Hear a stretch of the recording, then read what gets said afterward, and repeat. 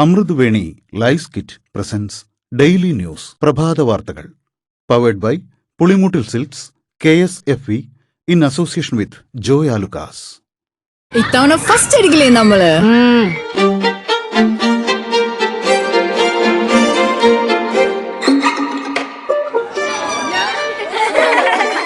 കുട്ടികൾക്കൊക്കെ പെയിൻ ശല്യം ഉണ്ടാകും. അതുകൊണ്ട് ലൈസ് കിറ്റ് ഉപയോഗിച്ച് ക്ലാസ്സിൽ വരാൻ പ്രത്യേക ശ്രദ്ധിക്കണം. ലൈസ് കിറ്റ് ലൈസ് റിമൂവർ പെയിൻ ശല്യത്തിൽ നിന്നും ഉടനടി ആശ്വാസം.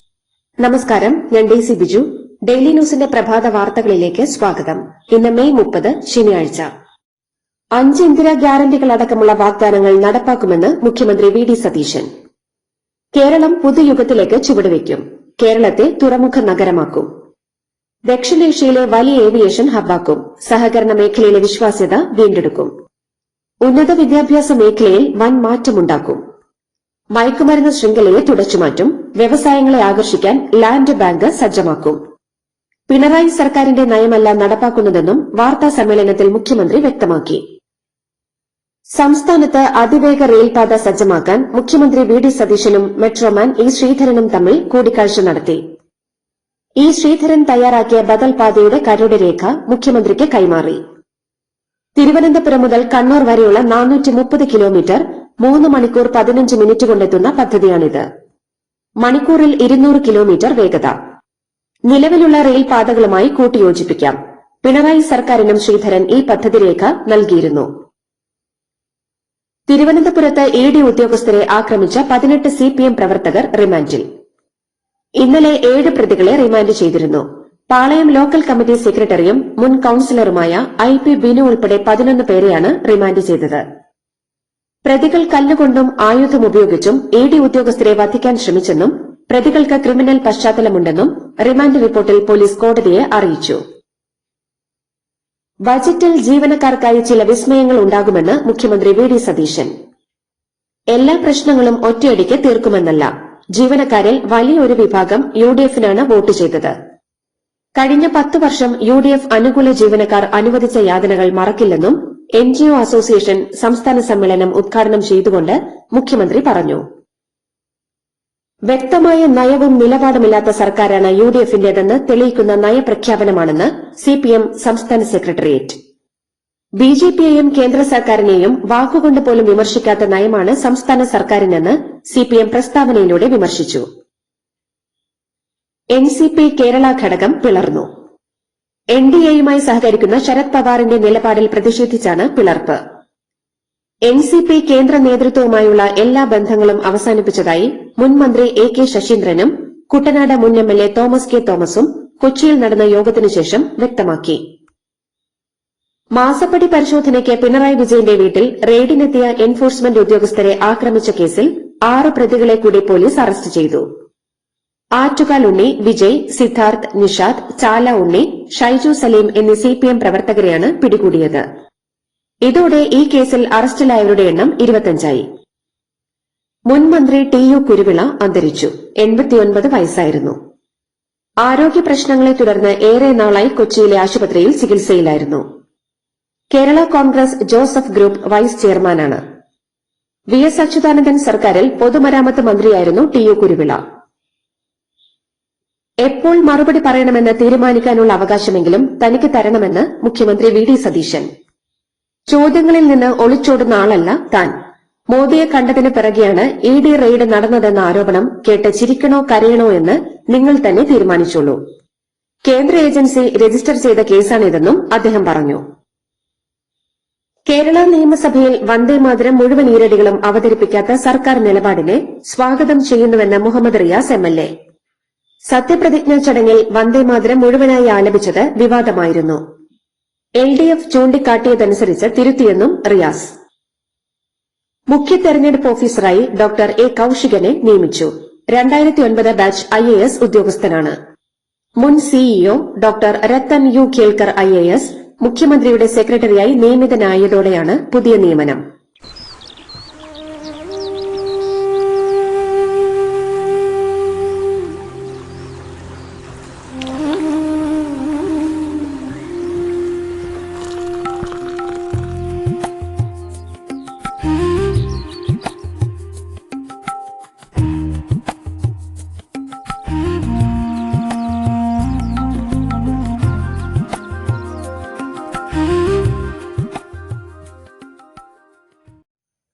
ശബരിമലയിൽ കഴിഞ്ഞ 10 വർഷത്തെ അഷ്ടാഭിഷേകങ്ങൾ ഓഡിറ്റ് ചെയ്ത് റിപ്പോർട്ട് ഹാജരാക്കാൻ ഹൈക്കോടതി ഉത്തരവിട്ടു.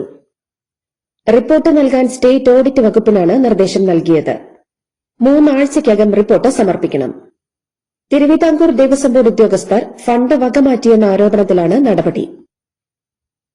ശ്രീ പത്മനാഭസ്വാമി ക്ഷേത്രത്തിൽ നിന്ന് വസ്തുക്കൾ നഷ്ടപ്പെട്ടെന്ന ഡിജിപിയുടെ റിപ്പോർട്ട് വസ്തുതാ വിരുദ്ധമാണെന്ന് ക്ഷേത്ര ഭരണസമിതി. വൈരനാമവും വിളക്കും ഉൾപ്പെടെയുള്ളവ ക്ഷേത്രത്തിൽ ഭദ്രമാണെന്നും തെറ്റായ റിപ്പോർട്ട് നൽകിയ ഉദ്യോഗസ്ഥർക്കെതിരെ നടപടി വേണമെന്നും ഭരണസമിതി ആവശ്യപ്പെട്ടു. ഇന്നു മുതൽ 4 ദിവസത്തേക്ക് മഴ മുന്നറിയിപ്പ്. ഇന്ന് പത്തനംതിട്ട, ആലപ്പുഴ, കോട്ടയം, എറണാകുളം, മലപ്പുറം ജില്ലകളിലും നാളെ കോട്ടയം, എറണാകുളം, ഇടുക്കി, മലപ്പുറം, വയനാട് ജില്ലകളിലും യെല്ലോ അലർട്ട് പ്രഖ്യാപിച്ചിട്ടുണ്ട്. താരസംഘടനയായ അമ്മയുടെ ജനറൽ സെക്രട്ടറി കുക്കു പരമേശ്വരനെതിരെ അമ്മയുടെ ഫ്രണ്ട് ഓഫീസ് ജീവനക്കാരി അതുല്യ കൊച്ചി സിറ്റി പോലീസ് കമ്മീഷണർക്ക് പരാതി നൽകി. താനുമായി അപകീർത്തികരമായ ബന്ധമുണ്ടെന്ന് പറയാൻ സെക്യൂരിറ്റി ജീവനക്കാരനെ കുക്കു പരമേശ്വരൻ നിർബന്ധിച്ചെന്നാണ് അതുല്യയുടെ പരാതി. പോലീസിനും ലക്ഷ്മിപ്രിയയ്ക്കുമെതിരെ മുഖ്യമന്ത്രിക്കും ഡിജിപിക്കും നടി അൻസിബ ഹസൻ നൽകിയ പരാതി മുഖ്യമന്ത്രി പോലീസ് മേധാവിക്ക് കൈമാറി. അൻസിബയുടെ പരാതിയിൽ തുടർ നടപടികൾ സ്വീകരിക്കണമെന്നും മുഖ്യമന്ത്രി വി.ഡി. സതീശൻ നിർദ്ദേശം നൽകിയിട്ടുണ്ട്. ഇക്കാര്യം അൻസിബയെ അറിയിച്ചിട്ടുമുണ്ട്. നെന്മാറ ഇരട്ടക്കൊലക്കേസിൽ സാക്ഷിമൊഴികൾ നിഷേധിച്ച് പ്രതി ചെന്താമര. 46 പേരുടെ മൊഴികളാണ് ചെന്താമരയെ വായിച്ചു കേൾപ്പിച്ചത്. 2025 ജനുവരി 27 നടന്ന നെന്മാറ ഇരട്ടക്കൊലക്കേസിലെ അന്തിമ വിചാരണയാണ് ഇപ്പോൾ നടക്കുന്നത്. ആകെ 81 സാക്ഷികളാണ് കേസിലുള്ളത്. നിക്ഷേപത്തുക തിരിച്ചു കിട്ടാത്തതിന് കോൺഗ്രസ് നേതാവിന്റെ വീട്ടിലെത്തി സ്വയം പെട്രോൾ ഒഴിച്ച് തീ കൊളുത്തിയ വയോധികൻ മരിച്ചു. കോഴിക്കോട് വടകരയിലെ തിരുവള്ളൂർ സ്വദേശി ഇബ്രാഹിം കുട്ടിയാണ് മരിച്ചത്. കോൺഗ്രസ് നേതാവായ ലേബർ സർവീസ് സൊസൈറ്റി ഡയറക്ടർ സുധീറിന്റെ വീട്ടിലെത്തിയാണ് തീ കൊളുത്തിയത്.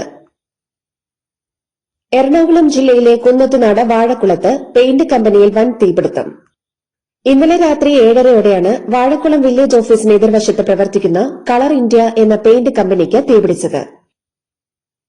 18-കാരിക്കെതിരെ ലൈംഗിക അതിക്രമം നടത്തിയ സൈക്യാട്രിക് കൌൺസിലർ അറസ്റ്റിൽ.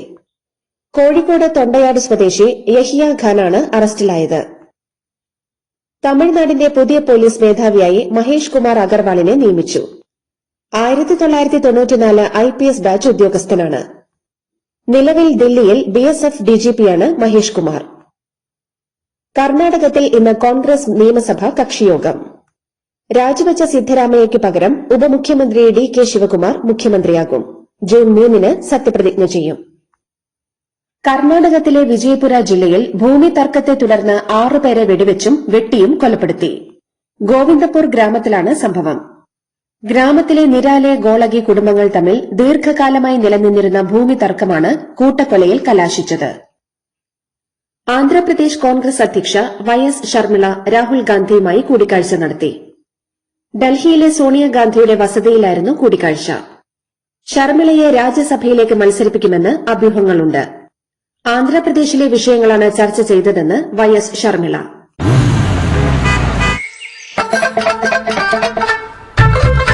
എല്ലാവർക്കും വന്നു ഡാൻഡ്രഫ്, എന്തു ചെയ്യും ചേട്ടാ?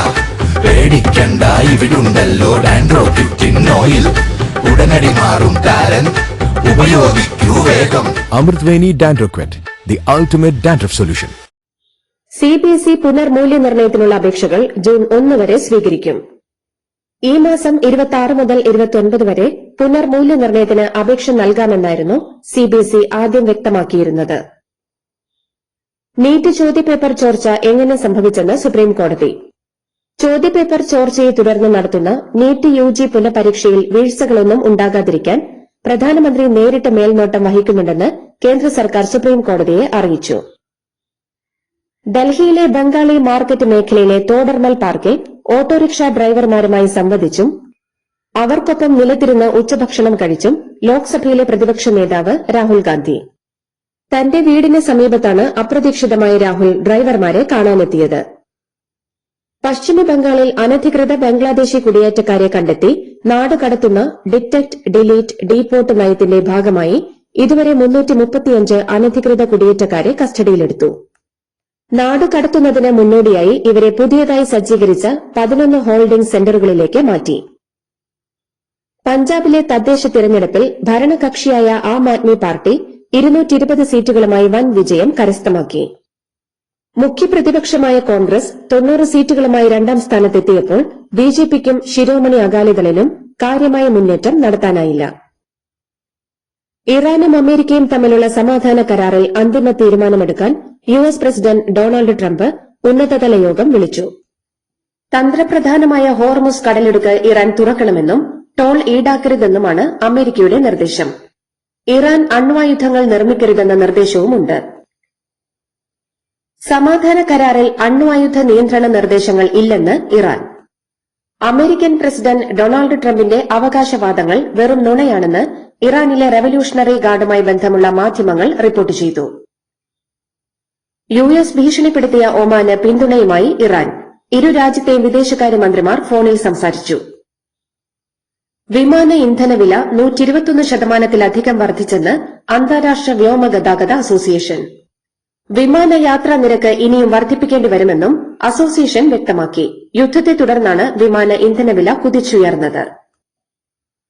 ഗുസ്തി താരവും ഒളിമ്പിക് മെഡൽ ജേതാവുമായ വിനേഷ് ഫോഗട്ടിന് ഏഷ്യൻ ഗെയിംസിന്റെ സെലക്ഷൻ ട്രയൽസിൽ പങ്കെടുക്കാമെന്ന ഡൽഹി ഹൈക്കോടതി വിധി സുപ്രീംകോടതി ശരിവച്ചു. വിനേഷ് ഫോഗട്ട് രാജ്യത്തിന് അഭിമാനമാണെന്ന് പറഞ്ഞുകൊണ്ടാണ് സുപ്രീംകോടതി ഇന്ത്യൻ ഗുസ്തി ഫെഡറേഷന്റെ അപ്പീൽ തള്ളിയത്. ഐപിഎല്ലിൽ ഗുജറാത്ത് ടൈറ്റൻസ് ഫൈനലിൽ. രണ്ടാം ക്വാളിഫയറിൽ രാജസ്ഥാൻ റോയൽസിനെ 7 വിക്കറ്റിന് തകർത്താണ് ഗുജറാത്ത് ഫൈനലിലെത്തിയത്. 47 പന്തിൽ 96 റൺസെടുത്ത വൈഭവ് സൂര്യവംശിയുടെ മികവിൽ രാജസ്ഥാൻ ഉയർത്തിയ 215 റൺസിന്റെ കൂറ്റൻ വിജയലക്ഷ്യം 53 പന്തിൽ 104 റൺസെടുത്ത ക്യാപ്റ്റൻ ശുഭ്മാൻ ഗില്ലിന്റെയും 32 പന്തിൽ 58 റൺസെടുത്ത സായ് സുദർശന്റെയും കരുത്തിൽ 3 വിക്കറ്റ് നഷ്ടത്തിൽ 18.3 ഓവറിൽ ഗുജറാത്ത് അനായാസം മറികടന്നു. സ്കോർ: രാജസ്ഥാൻ റോയൽസ് 20 ഓവറിൽ 214-ന് 6, ഗുജറാത്ത് ടൈറ്റൻസ് 18.3 ഓവറിൽ 219-ന് 3. ഇതോടുകൂടി ഡെയിലി ന്യൂസിന്റെ ഇന്നത്തെ പ്രഭാത വാർത്തകൾ സമാപിക്കുന്നു. ഡെയിലി ന്യൂസിന് വേണ്ടി വാർത്തകൾ വായിച്ചത് ഡെയ്സി ബിജു. DailyNewsLive.in വാർത്തകൾ വിരൽ തുമ്പിൽ.